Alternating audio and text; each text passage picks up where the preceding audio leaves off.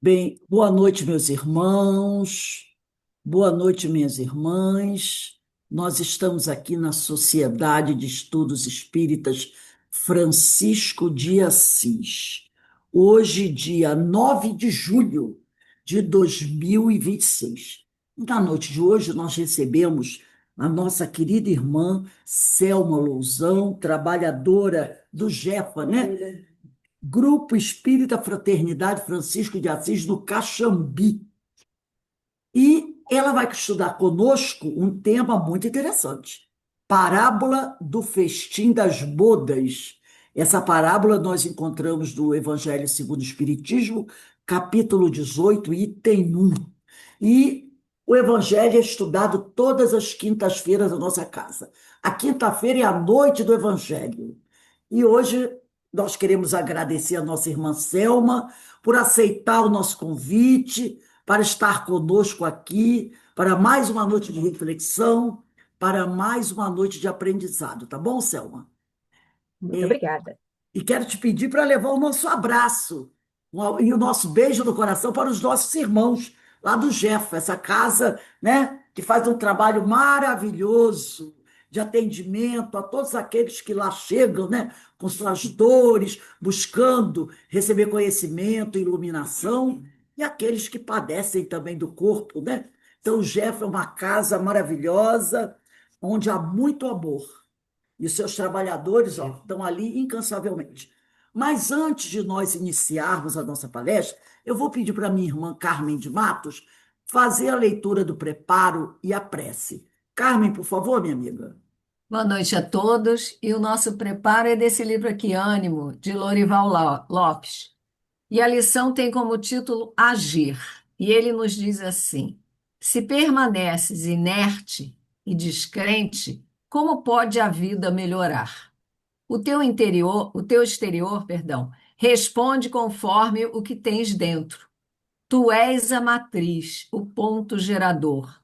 Basta dares o início e a situação começa a apresentar mudanças. Crê nas tuas forças e age com decisão. Faze bem feito e espera com paciência. Eis a chave do teu progresso e da tua paz. Sempre que fazes a boa ação, estendes a mão, mostras um sorriso e bons sentimentos. A vida te responde agradavelmente e os problemas perdem força sobre ti. Caminhe e serve, dá o sinal que a vida te segue. As boas razões internas criam os bons resultados externos. Então, amigos, estamos aqui reunidos mais uma vez para o nosso Evangelho, esse nosso guia, nosso modelo, nosso conforto, a nossa consolação. Que Jesus abençoe a todos nós aqui presentes, abençoe nossa amiga Selma, que hoje vem nos brindar com seus conhecimentos, que estejamos atentos, que estejamos espertos, porque a mudança começa conosco. E o Evangelho é o nosso auxílio, o nosso conforto, o nosso consolo. Graças a Deus. Graças a Deus. Selma, eu estou passando a palavra para você. Você tem até 7h15, tá? dezenove h Certo? 15 para fazer a sua exposição. Que Deus te abençoe, abençoe a sua família e abençoe a todos nós. Assim seja. Deixa eu ver se eu consigo passar minha apresentação. Vocês conseguem ver? Está sendo compartilhada?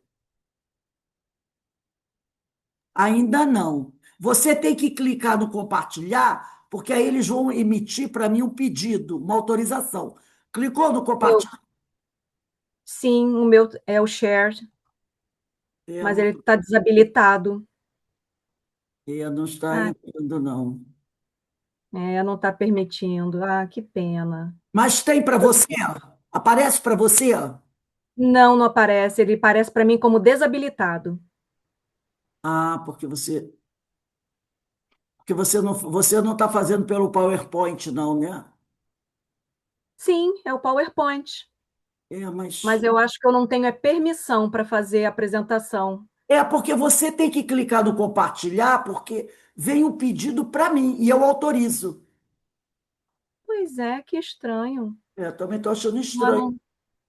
Você, é. quando está abrindo, tem do lado direito, tem dois itens que para você colocar, visualizar, áudio. Você não está vendo, não? Para você marcar quando você abre, Hum, compartilhar. não, pois é, então. Quando eu clico, ele aparece uma mensagem dizendo que o compartilhamento está desabilitado.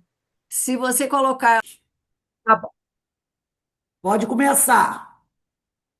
Então, boa noite a toda a família da Sociedade de Estudos Espíritas Francisco de Assis. Nossa saudação de paz e bem, porque somos todos franciscanos.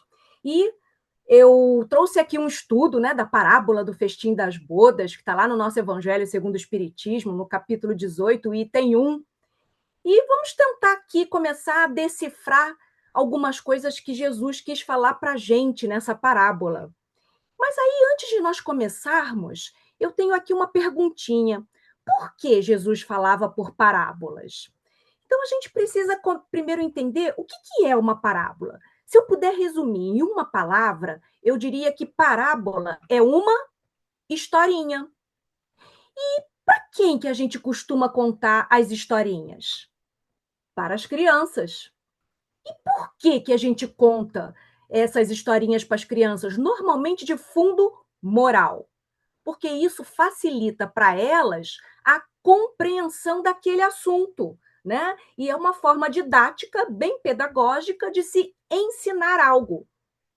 Eu vou contar aqui uma historinha que eu tenho certeza que vocês vão compreender através desse exemplo.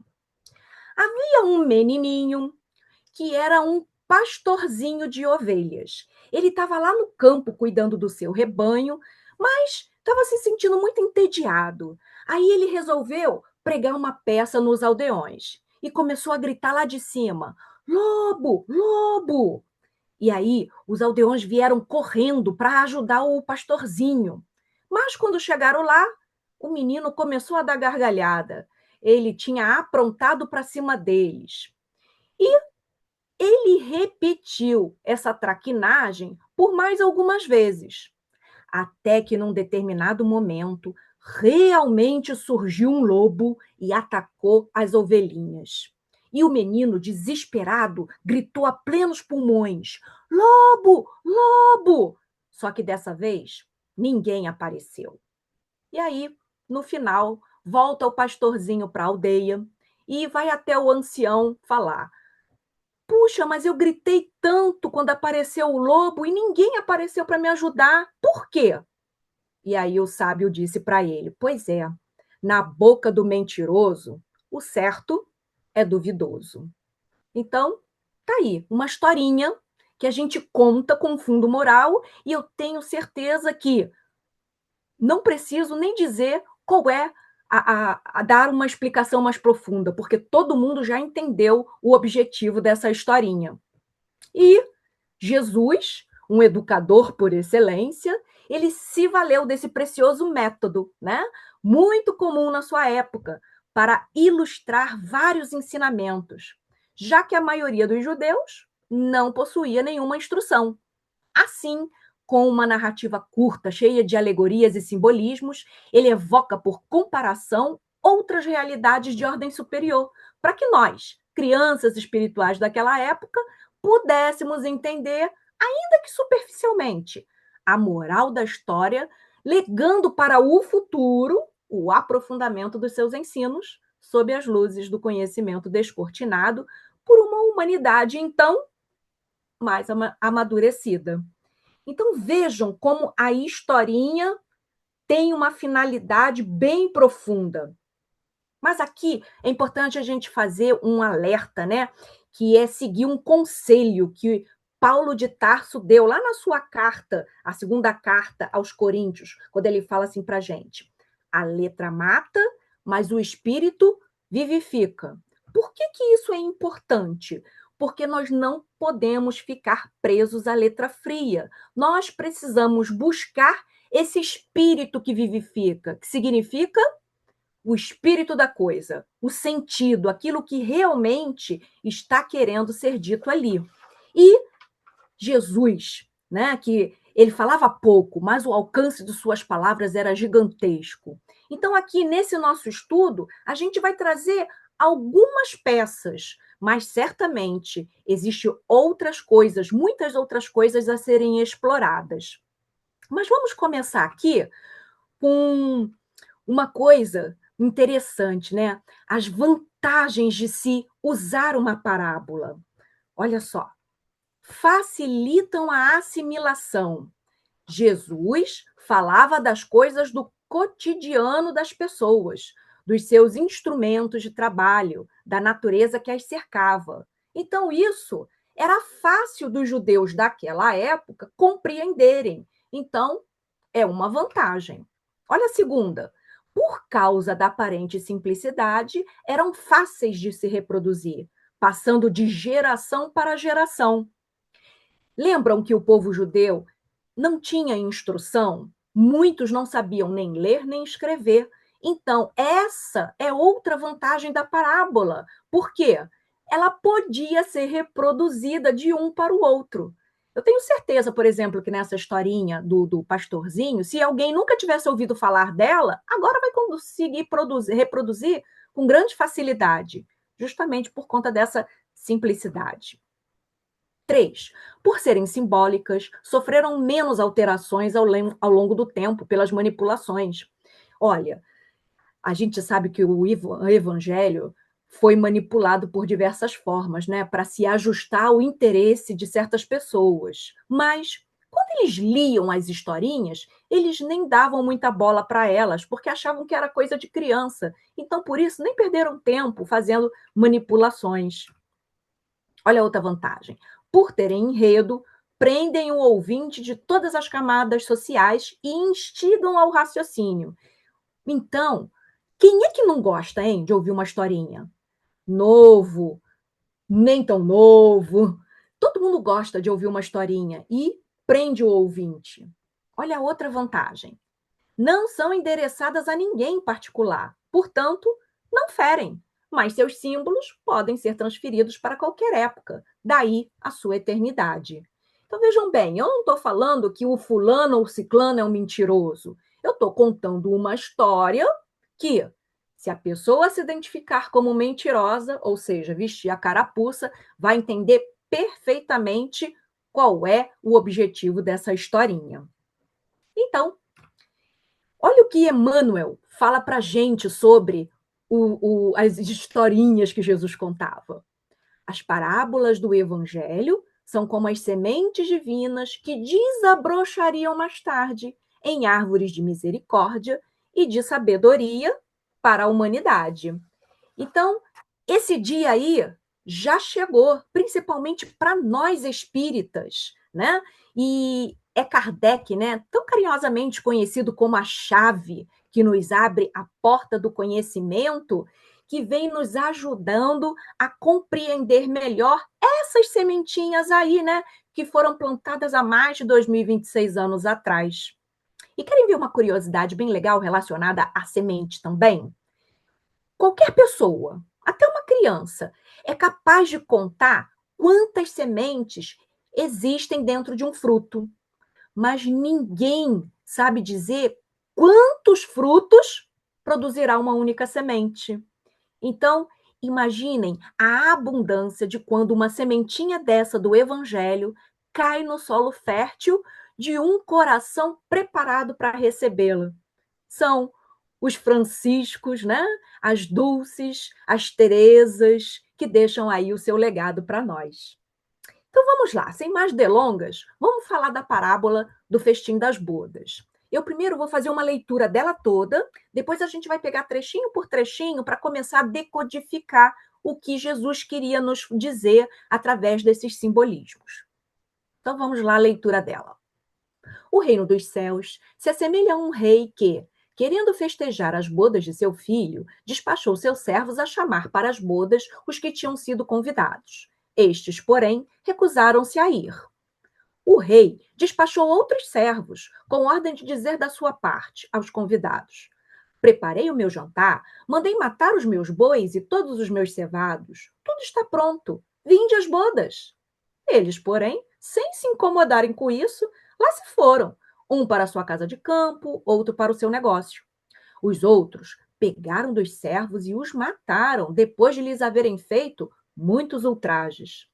Sabendo disso, o rei se tomou de cólera e, mandando contra eles os seus exércitos, exterminou os assassinos e lhes queimou a cidade.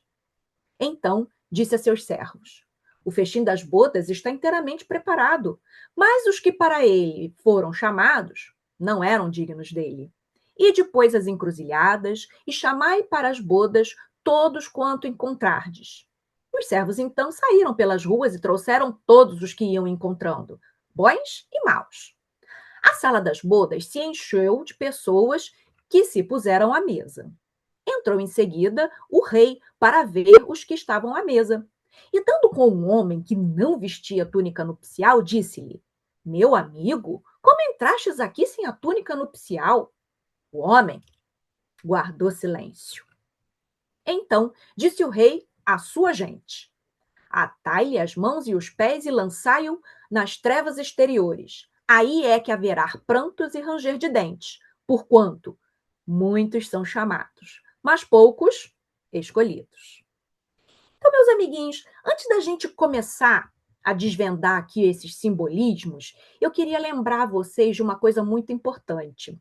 Jesus não falava de coisas materiais, de jeito nenhum, tá? As historinhas que ele usava, né? Ele adaptou o seu ensino transcendente para o cotidiano daquelas pessoas, mas falando diretamente aos espíritos imortais que somos, tá? Então aqui nós vamos precisar ter olhos de ver e ouvidos de ouvir para fazer aquilo que o Paulo de Tarso falou para a gente, né? Tirar a letra fria para ficar com o espírito da coisa, aquele que vivifica. Então vamos passar aqui agora, como eu falei para vocês, a analisar os trechinhos. E aí eu fui destacando um simbolismo ou outro para a gente começar a entender essa historinha que Jesus contou. Ele fala lá, o reino dos céus. O que será que significa reino dos céus? Olha, Jesus nos ensinou que há muitas moradas na casa do Pai. E uma dessas moradas é esse reino maravilhoso que nós espíritas conhecemos como a morada celestial. Lá, aqueles mundos crísticos, onde residem, habitam os espíritos puros. Então, é desse reino que Jesus está contando. E aí ele começa a trazer aqui a figura dessas personagens que fazem parte da historinha. O primeiro personagem aqui é o rei, né? Quem é o rei? É Deus, nosso Pai. O segundo personagem, o filho. Se o rei é Deus, o filho é quem? Jesus. Os servos, né, que o rei manda e chamar, levar o convite. Quem são os servos desse rei? Olha, são todos aqueles que Deus envia à terra de tempos em tempos. Entre eles, os profetas e todas essas pessoas, né, esses espíritos de alta envergadura que nós tivemos o prazer de conhecer, como, por exemplo, o nosso querido Chico Xavier. E aí ele fala, dá para a gente um cenário, um pano de fundo dessa historinha, que são as bodas. O que é a boda? Boda é o casamento. Então, vocês vejam que é algo que está no cotidiano de todo mundo conhece casamento, né? E é legal a gente lembrar que o casamento aqui, no sentido de relação conjugal, ele é o tipo de união que dá o maior exemplo de intimidade, de proximidade, né? Que um tem com o outro. E, além disso, ainda nos traz aí a questão da reciprocidade. Então, vejam que simbolismo legal trazer o casamento como pano de fundo. Mas o que será que Jesus queria dizer com essas bodas? Porque ele não falava de coisas materiais, lembra? Eu disse isso. As bodas significam, olha aí, a aliança do humano com o divino. Aqui na Terra, quando a gente se casa, a gente até usa uma aliança, né? Para simbolizar que somos casados. Aqui, nas bodas, o que simboliza essa aliança é o nosso querido Evangelho, que nos aproxima, enquanto humanos, desse Pai divino. E nós temos aí também os primeiros convidados. Nós sabemos que Jesus tinha que encarnar em um local que ele tivesse a probabilidade, né, de ser mais bem recebido. Então, os primeiros convidados daquela época era o povo que tinha o conhecimento, a ideia, a noção do Deus único. E os primeiros convidados é o povo de Israel nessa historinha. Mas aí ele diz, né, que, olha, o rei, esse Deus, mandou seu filho, né? E depois também mandou outros servos para chamar os convidados para fazerem essa aliança com ele. Então, daí, já do início, a gente percebe que Deus confiou a Jesus a missão de nos trazer o seu evangelho, convidando os judeus, em primeiro lugar, para recebê-lo. Porém, o convite foi recusado sem maiores explicações. Pois é, esses aí, os primeiros que receberam o convite, eles realmente estão representando aqui os incrédulos, porque eles ignoraram, sem dar motivo nenhum, esse convite, né? Eles simplesmente não acreditaram naquilo. E, aliás, tem muito judeu que não acredita até hoje que Jesus é o Messias de Deus e continuam esperando esse enviado. Acreditem se quiser. Mas vamos lá, outro trechinho. Aí o rei despachou outros servos, né, com ordem de dizer que estava preparado o jantar. E aí eu pergunto para vocês, o que será que simboliza esse jantar?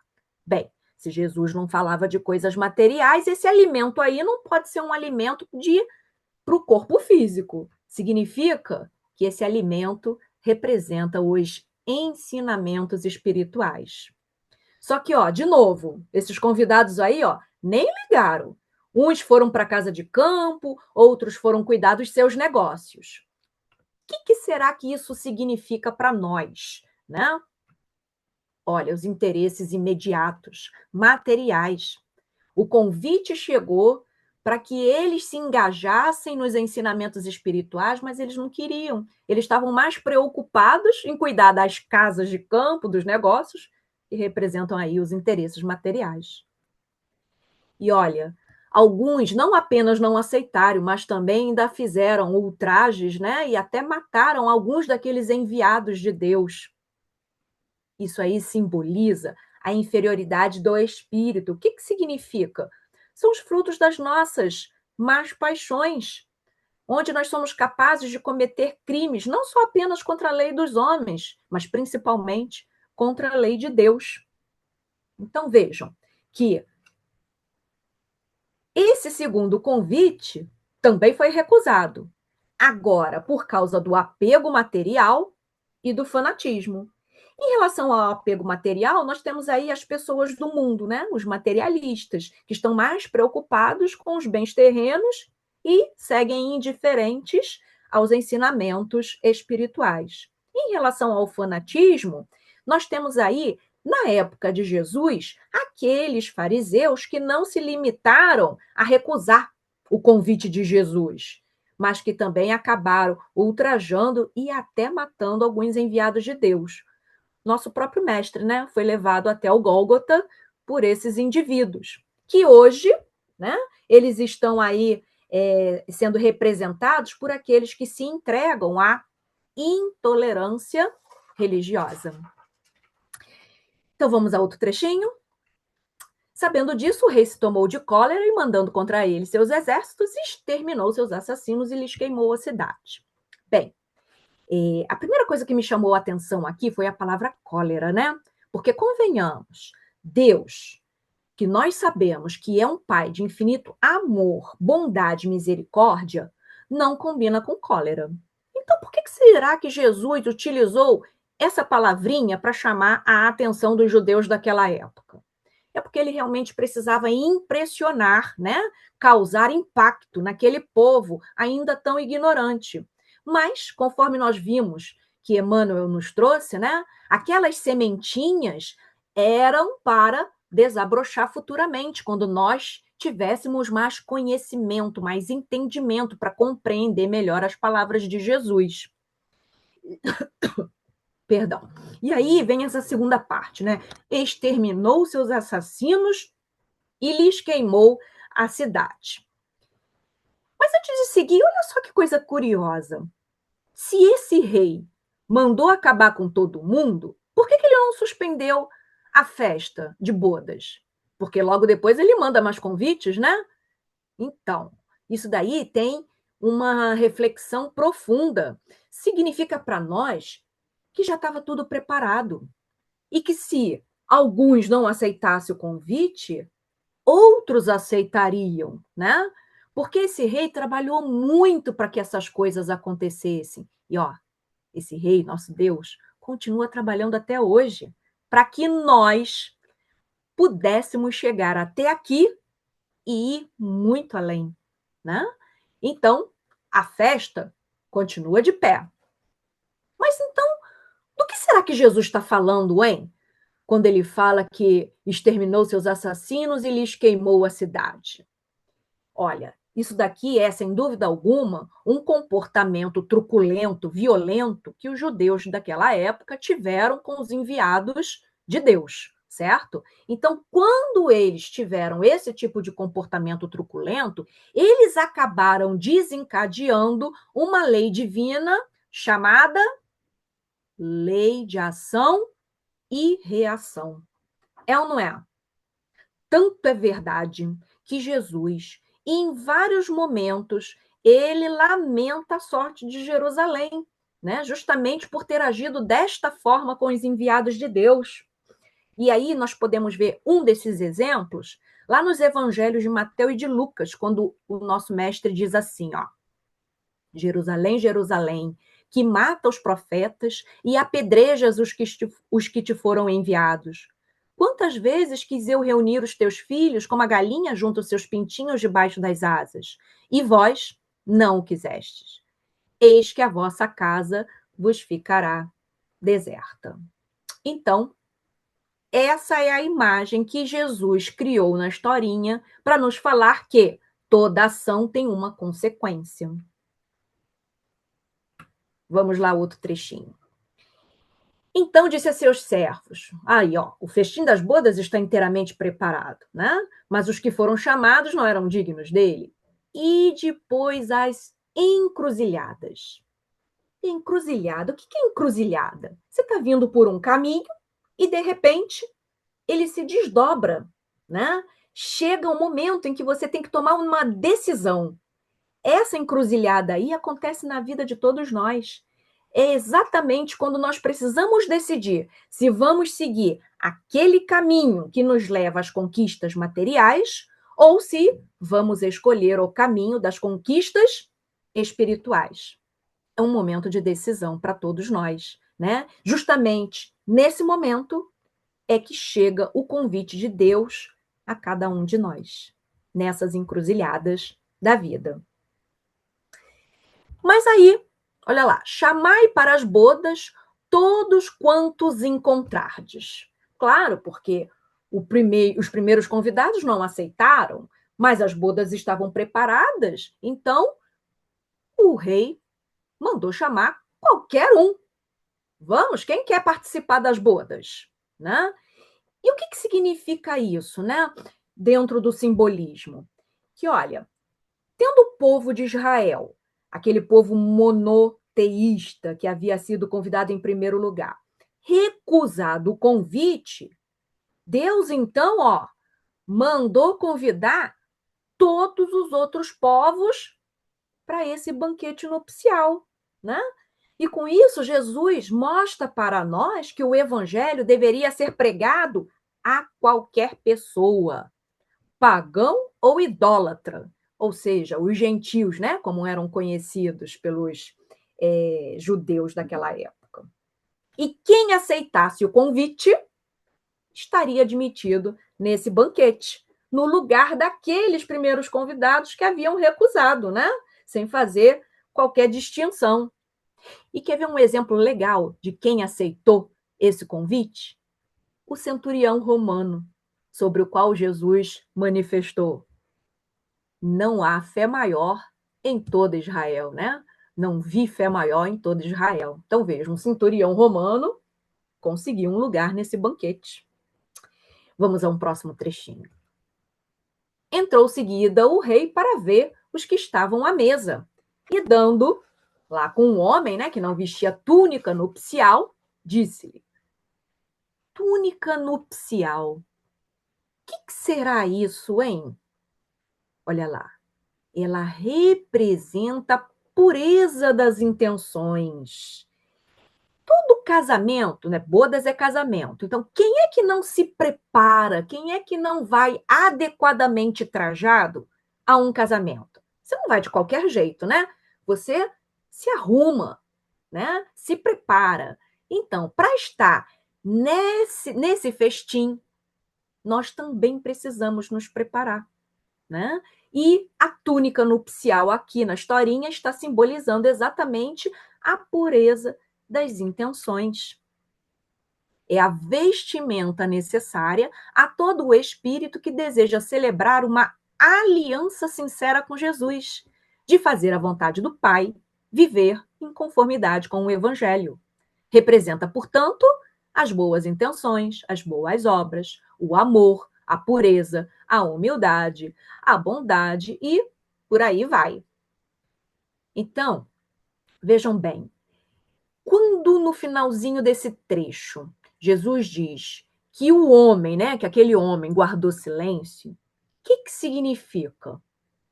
É porque ele não estava preparado para estar naquele banquete, né? O coração dele não era puro. Ele tinha alguma má intenção escondida ali. Por isso que ele guardou silêncio, porque para Deus nós somos, ele nos vê por inteiro, né? E não é como o nosso amigo do lado que vai ver a máscara que a gente quiser apresentar. Deus e os bons espíritos nos conhecem do avesso. A gente não pode enganar o nosso Pai. Então, por isso que aquele homem guardou silêncio nessa historinha de Jesus. No próximo trechinho, diz assim: então, disse o rei à sua gente. A sua gente. Bem, a gente já viu lá num dos primeiros slides, né, que os enviados de Deus são todos aqueles que ele manda de tempos em tempos à humanidade. Então, a sua gente aqui são esses espíritos, especialmente os de ordem mais elevada, né, que cumprem as suas ordens, a sua vontade. Então, esse rei, né, disse à sua gente: atai-lhe as mãos e os pés daquele, né, que não estava trajando a túnica nupcial. E aí, atar, mãos e pés, significa prender, né? O verbo atar significa aí prender. Então, quem será que deve ser preso e a que prisão Jesus está se referindo? Olha, todos aqueles que recusam esse convite, né, de Jesus e continuam se desviando do caminho traçado pelo Evangelho, permanecem presos, atados a reencarnações expiatórias. E muitas das vezes, essas reencarnações são compulsórias. O que significa isso? Impostas, né? O espírito, ele não tem sequer, né, o poder de usar o seu livre-arbítrio na escolha das provas. É esse o significado aí dessa expressão, atar mãos e pés, ser privado da liberdade de agir, de escolher, né? E mais adiante tem ali a expressão lançai-o nas trevas exteriores. Ora, lá num dos primeiros slides a gente viu também que o reino dos céus está simbolizando o mundo celeste, né? Onde não existe mal, onde a felicidade impera. Então, Que tipo de mundo, vamos fazer um paralelo agora, deve ser esse onde há trevas exteriores? Pois é onde há prantos e ranger de dentes. E onde há prantos e ranger de dentes, se não nos planetas de provas e expiações, onde muitos ainda reencarnam compulsoriamente por conta das suas más escolhas. Querem ver onde é que está isso? Olha só, questão 262A do Livro dos Espíritos.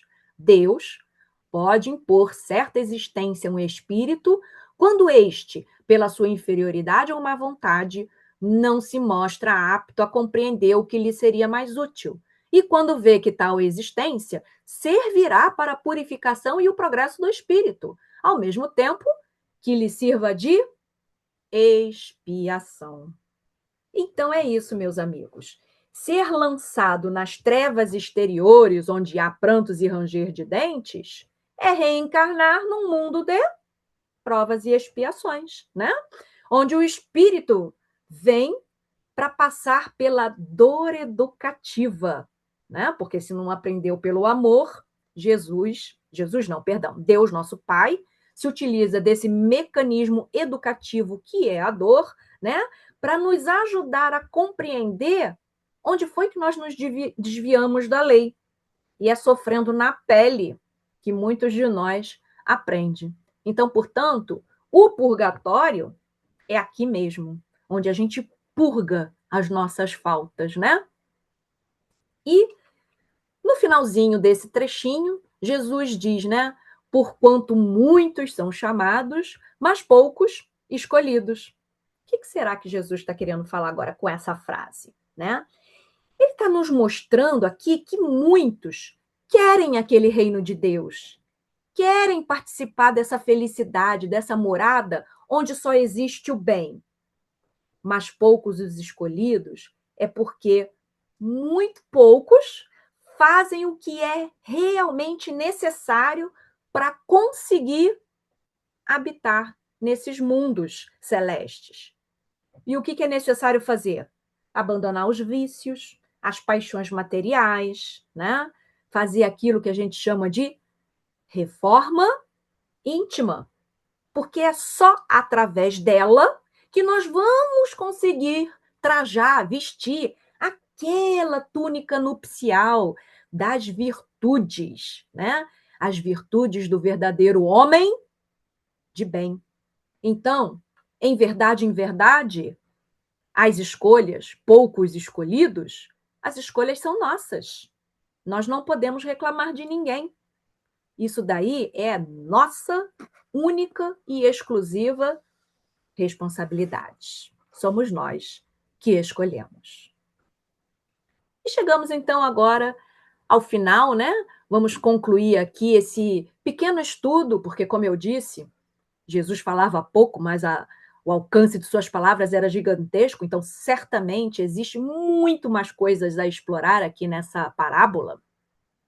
A gente vai começar aqui a concluir lembrando que para nós alcançarmos o reino dos céus, né, onde reina a suprema felicidade, né, é aquele estado contínuo de bem-aventurança, né, nós precisamos conquistar a nossa perfeição moral através da vivência da lei de amor.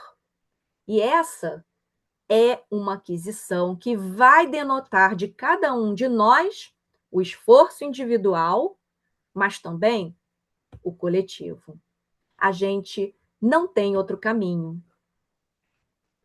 A todo momento surge um convite para cada um de nós, uma oportunidade, como se fosse obra do acaso, a fim de provarmos nossa firmeza e retidão de caráter, humildade, espírito de sacrifício, bondade, amor ao próximo. Ou seja, tudo aquilo que simboliza o traje nupcial. Então, meus amiguinhos, eu tenho uma... Eu não. Quem tem é Jesus. Ele deu para a gente uma receitinha de bolo, sabe? Se você está em dúvida de como fazer, faz isso aqui, ó. Meça suas ações pelo crivo daquela regrinha de ouro, é a receita de bolo. que o Cristo nos ensinou. Portanto, tudo o que vós quereis que os homens vos façam, fazei-lhe também vós, porque esta é a lei e os profetas. Se nós fizermos isso, só isso, pronto, estamos no caminho e não tem como errar. Então é isso, meus amigos. Essa é a nossa pequena reflexão do Evangelho para essa noite, né? E eu vou deixar aqui uma perguntinha para que cada um reflita depois de termos estudado juntos essa parábola do festim das bodas. E aí, você já está numa relação séria? Já se casou com o Evangelho? Ou está só de namorico? Pois é, meus amiguinhos, são chegados os tempos, hein, de transformar essa relação aí em algo realmente sério. O casamento perfeito. Sabe qual é o casamento perfeito? É aquele, como Jesus disse para nós: eu e meu Pai somos um só. É essa unidade, essa união, essa aliança que nós devemos focar e seguir em frente, sempre. Então, fiquem com Deus e que possamos refletir mais durante os nossos dias sobre essas palavras do nosso querido Mestre Jesus. Paz e bem.